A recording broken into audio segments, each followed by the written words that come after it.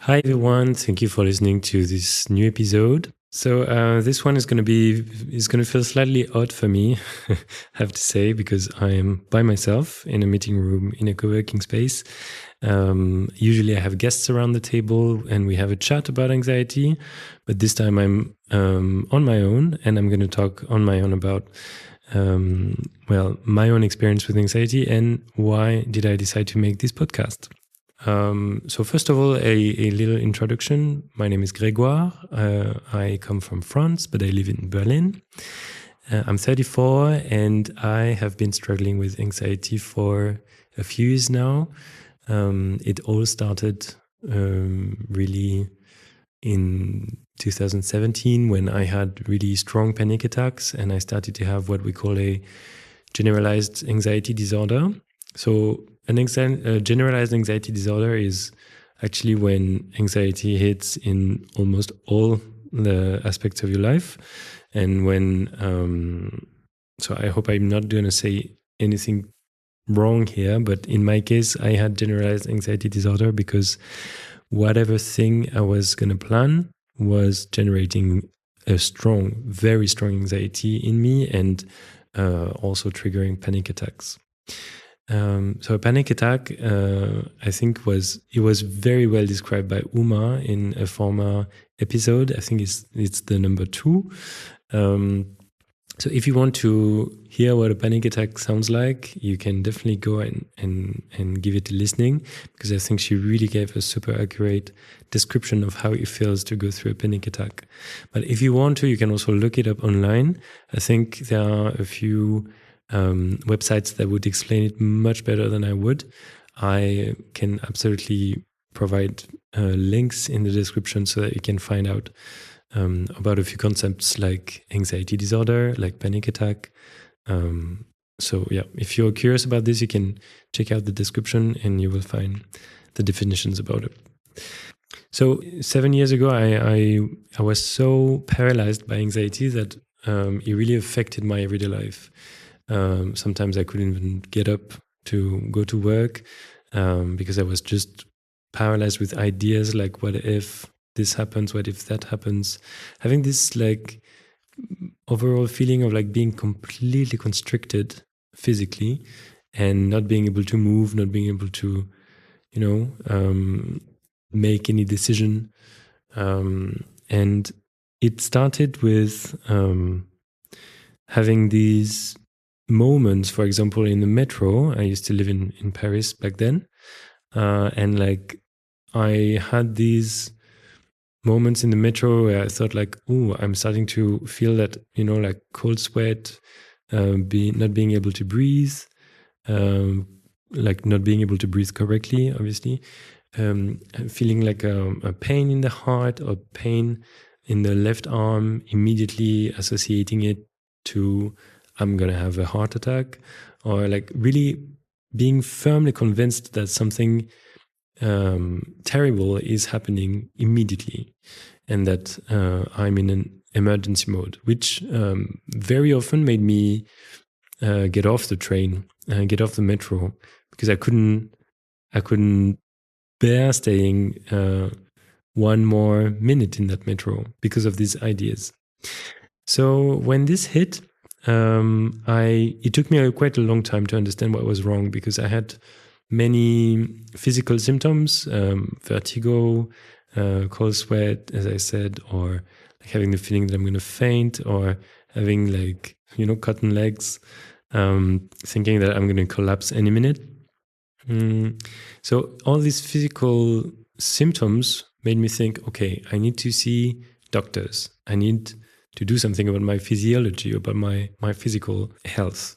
So I've been to countless doctors, general practitioners, specialists, because I thought like maybe there's a problem with my balance, that's why I have vertigo, or maybe there's a problem with my heart.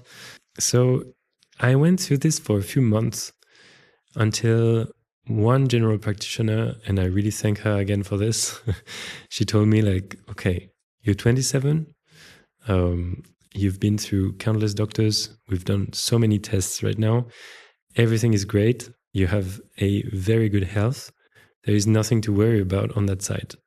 I hear that you still have this anxiety, that you still like, but she didn't really name anxiety, but she said like, you seem overworked. It looks like you're at the end of it, and that you cannot handle another medical test or anything.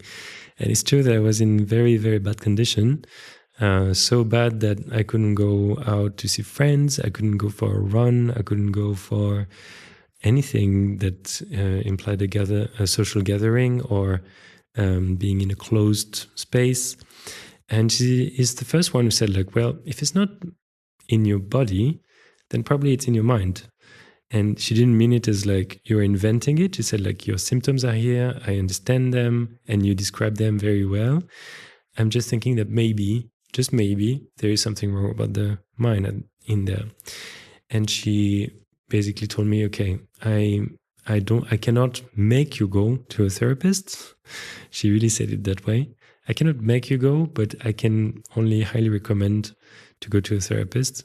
Here is the number of a psychologist. Here's the number of a psychiatrist. You choose whatever you prefer, according to your mental health coverage, or according to your health insurance. But yeah, if you want to, these two are great. And I thought, well, okay, this is when I accepted that this was in my mind, and that I needed help for my mental health.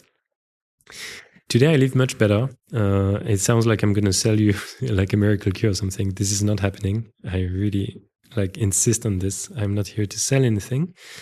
But today I'm feeling much better, and I can count the number of panic attacks I have in a year. I don't even have more than 2, I think, which I didn't think was possible before when I had this generalized anxiety disorder.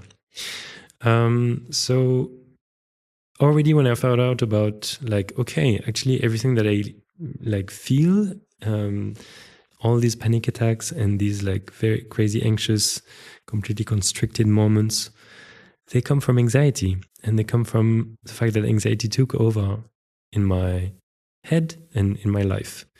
And already understanding this made me think, but why? Why don't we know that already?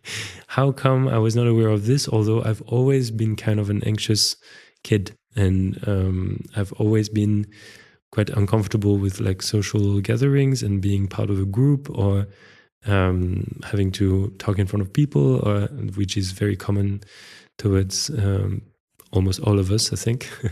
But I was really confused, thinking how come I didn't hear about this before? How come am I discovering about this aged 27?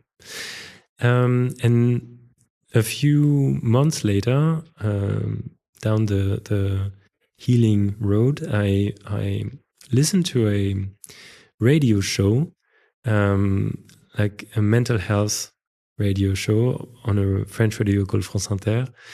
And the topic of the day was anxiety, panic attacks, and anxiety disorders. And it was so relieving to hear people, actual therapists, talking about it, making mentions of wherever in pop culture anxiety appears and is described or drawn or filmed, and talking about it very lightly. And it really helped me understand, okay, first of all, I am not alone. I am not crazy. I didn't invent this. Finally, someone explains it in a mic in a way that I can understand and I can relate to. And that's when I thought, okay, already 7 years ago, I thought, okay, it would be good to do a podcast about this. I already created a version of it in French. There's a link in the description if you want to listen to it in French. I don't know if you speak French, but maybe some French listeners would be happy to, or French-speaking listeners would be happy to find more content. But living in Berlin, I found it difficult to find French-speaking people who would be eager to talk about their anxiety, eager to talk about it on a mic. That's a lot of factors that are hard to meet. So that's why I decided to create podcasts also in English, and I hope that you will enjoy it. So just to make it a bit a bit clearer about what this podcast will explore. So maybe some of you already listened to the 2 first episodes. There are interviews with 2 of my friends, Stephanie and Uma. And with them, we explore, of course, their experience of going through anxiety. And we discuss things that we can relate to or things that we are very different about. And I think that I would like this podcast to remain a place where listeners can hear about other people's experiences and hopefully relate to them or understand them and understand their own anxiety through a different angle. And I really hope I can also keep it like a space for people to come and talk about their experience with anxiety, because I do think that there is like a very cathartic effect. Like it really does have like almost a therapeutic effect to actually think about your own anxiety, think about your own experience with anxiety and think about what you've been through. How does it hit? What does it prevent you from doing? And how you are either struggling with it, fighting it, living with it, and what are the options for you if you want to do more about it. So there will be more interviews. There are more that are planned for a near future, also with male guests, because I think it's also a very important part of the topic for me is that I would like men to talk more about their mental health and emotions and so on. So if I can make this a platform also for some men to talk about their own mental health and their own struggle with anxiety and make other men listening to men who talk about their anxiety, I think it can only be beneficial. So I really hope that I can make this happen. And also, of course, I really trust in evidence-based knowledge. And this is something I cannot provide myself because I'm not a mental health expert and also because I have my own bias. So I would like to invite mental health experts. If you are a psychologist, a psychiatrist, or a therapist, and you are willing to talk on the mic, well, please send me an email. The email is available in the description of this episode, or you can also reach out to me on Instagram. I will also put this podcast's Instagram. That's pretty much it. I think, like, all in all, I wanted to clarify this, the mission of this podcast, at least the mission that I give it, which is building a supportive space, hopefully reducing shame around anxiety, because there are a lot of people who experience it. And the more I talk about it, the more I find people who tell me like, hey, actually, I've been through this, or wow, I've been dealing with that for a while now, or okay, I would be interested to hear about it and to hear people talking about their own experience with it. I hope that we can normalize that kind of a conversation and that we can freely talk about this topic. In general, I think that mental health awareness is something that is rising in the public space, and this is great, I think, but it's still not enough. And I would love everyone to be able to talk about this, because that's also what prevents from worse things to happen to people who are dealing with either anxiety or depression or any other mental health affliction. Well, that's pretty much it for today. Thank you so much for listening to this episode. I hope that you can find something useful in this podcast, and I would love to hear or read your feedback about this. If you like this podcast, feel free to subscribe to it or give it a very good rating if you want to on your listening platform. That would really help to make it more visible and more seen by other anxious people who would probably like to have access to this content. So yeah, if you want to, you can give it a good rating, subscribe, and well, for now I say see you in the next episode.